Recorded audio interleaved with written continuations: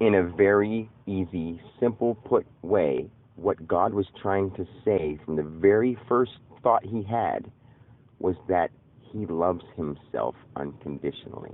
I know that makes no sense, but because he wanted to experience unconditional love, he had to create everything that he's created. The sun, the moon, the stars, everything had to be created in order to give compassion and true emotion and true feeling to a real, living, physical thing, so it could explain it to him in all sensation, in all ideas, in all spirituality, in all dream realm, in all possible concoctions of ideas. God had to invent and create all the things he created in order to be told by a living, breathing source what he came from.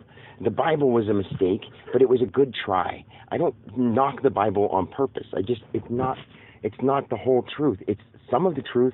It's on one spiritual plane, and that's why people that are religious will stick behind it, because they have experienced movements in their life, but it's because they've believed so strongly in that vision of their God that vision of God was like, okay, I guess this might help me realize what I really am. And then he got to the point where he was like, well, then prove it. What's going on with you people? Why can't anybody prove what they're talking about?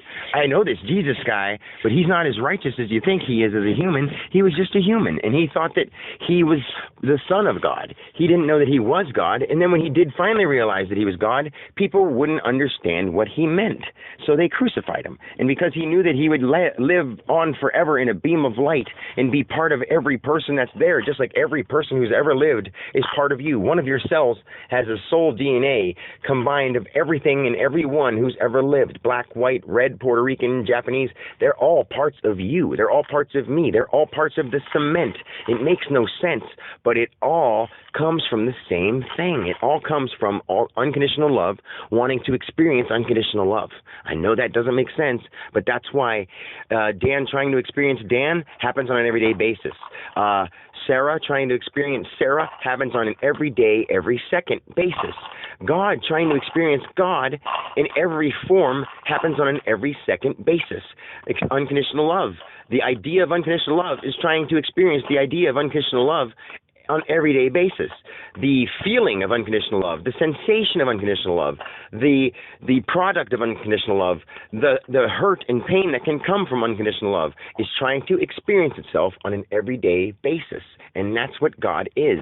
But in every form of every being, of everything, trying to experience what we've named its idea being what it is. Like it's trying to, like a piece of paper trying to experience that it's a piece of paper. Sounds funny, but it's trying to experience what it is. And a piece of paper doesn't have the brain to know that it comes from a tree, but it has this weird spiritual recognition, so it knows that a tree must be its godfather or its father, wherever it came from. Like we know that, some people say, oh, the tree gods. Well, the tree god. The tree is my spiritual follower. We have this symbol that we follow because somewhere along the line somebody thought God was telling them that part of a raccoon is their spirit animal. Well, guess what? They're all their spiritual animal. But that person just depicted it wrong and got it wrong and understood the sign wrong. Like my spirit animal is every animal. My spirit sign is every sign. I was born April 16th in this body, but I was born every millisecond.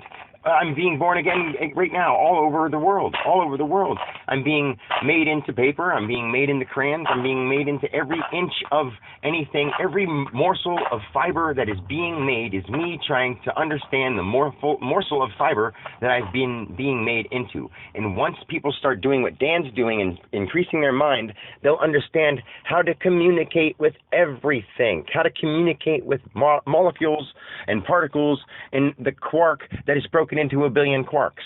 The size of a quark broken into something that's a quark compared to a quark. You know what I'm saying? Like, once you tune into this vibration, it's going to happen. So, I love you guys. I really have to go this time. Peace.